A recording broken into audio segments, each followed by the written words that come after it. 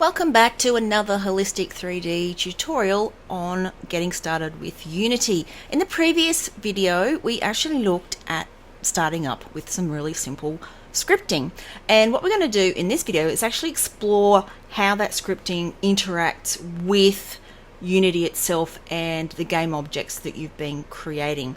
Okay, so we have our prefab spawner code that we were working with before, which is this here, and we've got things like, you know, game objects and mono behavior and instantiate and that sort of thing in here. How do we know where this comes from? Well, it comes from the Unity API, which I'll just bring onto the screen here for you to have a look at. So this is the API, and it's called the scripting API, and it basically tells you all of the different objects and methods that you can access inside of Unity and work with them programmatically. Okay, so I'm going to come back to this in just a little minute. Let's go back into Unity and have a look over here in the inspector. Now remember, the inspector is where we can add a whole bunch of components. So the script that we wrote is in fact its own component. Every game object you create automatically comes with a transform component, and that transform has a position, a rotation, and a scale. Now if you want to programmatically influence the values in these boxes, you can do that with the API. So let's bring that back over here.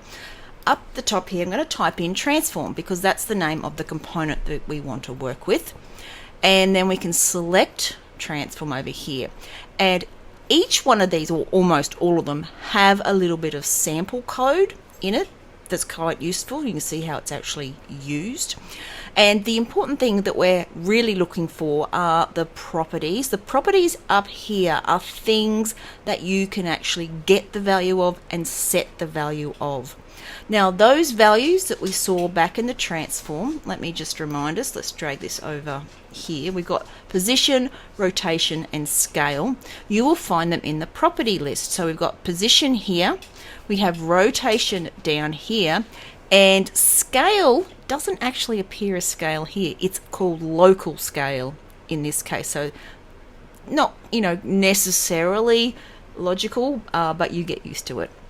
So if we want to use these values or influence those values in our code, then we access them by using these particular properties. Okay, so let's go back into Unity. So I'm going to go back into the prefabs, grab my cube that we've been working with. Now remember, when it instantiates, it just falls because it has a rigid body on it.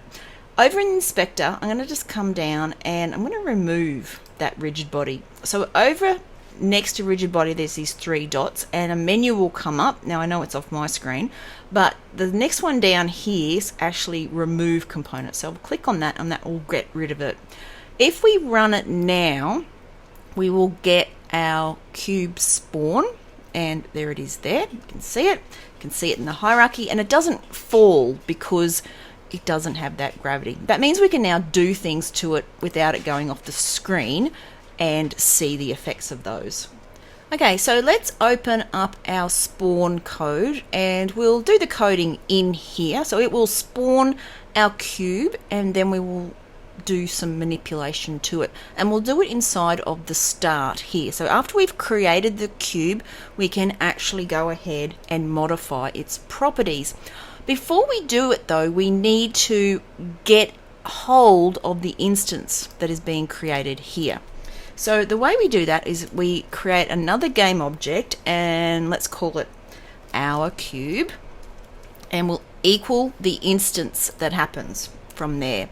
Then we can go our cube. Now within our cube, we're accessing the transform, and then within that we're accessing, let's say, the local scale, because that's something we'll actually be able to immediately see. Now we set that value to an X, Y, and a Z value within local scale, because if we just have a look back in here at our object, This isn't the cube, by the way, this is the spawn bot, but the cube itself, this red cube here, does actually have a transform at the top of it, which is what we are affecting in this particular case. So here's the scale down here, and we're going to be updating the X, Y, and Z values. And so we're going to set it to a vector 3 value because I have an X, Y, and a Z. Now vectors in Unity are vector 3. Now we're using new in that because that's how C# actually creates something new. And we will create its scale to be 10, 10, 10. So that's 10 in the X direction, 10 in the Y, and 10 in the Z. Right, so let's save that and we'll just go back into Unity, wait for that to update itself. Now, if everything is good, there'll be no red in your console, and we can press play. The cube will appear and it fills up the entire screen because it's like 10 times as big as it was before. Having a look over in the hierarchy, if you select the cube that was created and look in the scale, you'll see that our values of 10, 10, 10 are now in there. Okay, so here's a little bit of a challenge for you. See if you can modify the position and the rotation values exactly the same way as we have done with the scale. So pause the video now, give it a go, and when we come back, I'll show you how to do that. Welcome back. How did you go with that? Well, the code is very similar to what we have with the local scale, but remember what I said about position and rotation? There is a local rotation and a local scale, but we're not actually manipulating that right now. So our cube.transform.position equals new vector 3, and let's set that to 10, 10, 10, just to be consistent. And then our cube.transform.rotation equals new vector 3. Now these are going to be rotation angles for the object, which we haven't really explored the way that that actually works, which is not important right now. We just want to see something that the cube is actually being rotated. So let's put in a vector in there. Okay, so we'll save that.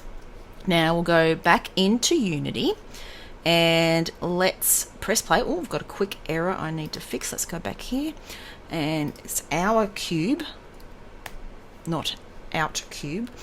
Right, let's go back, and once our thing has compiled, which it won't because the rotation is actually a quaternion, not a vector 3. Right, so I'm not going to explain what quaternions are right now. Let's see if I can set this to something else that will affect the rotation. So there's a thing called an Euler angles, like that. Let's see if it'll let me set those, which will be the rotations around each axis. And hopefully, fingers crossed, yes, it is a vector 3 value. All right, so let's just play and have a look at that. So now you can see that the cube is bigger. It has been moved and it's also been rotated up there. Now, if we go back into our API, we'll see that the values we played with were Euler angles, which is here, and Euler angles, if we click on that, it'll show you it's a vector 3 value that you're setting. And if you read through this, it'll actually say that the X, Y, Z values are the rotations around the X, Y, and Z vectors. Back to transform again. Let's come down and find our property, our position that we modified. So position here, and you can see that it is a vector 3 value that we put into it up here. And if we just come down and have a look in the little example code, it will show the setting of the transform.position in this way. And you can see that there's a new vector 3 values added. This is a little bit more complex than we've just been doing, but essentially we're just making sure that whatever that property is expecting, like whether it's a vector 3 or a quaternion in the case of angles, which we sort of sidestepped, we want to make sure that we're giving it the same thing. So if it's a single value, you want to give it a single value. If it's a vector 3, you're going to give it 3 values, etc. Okay, so That, in a very, very quick nutshell, is how we start to bring in the scripting API in Unity to manipulate the values that are in the components that we put onto our game objects.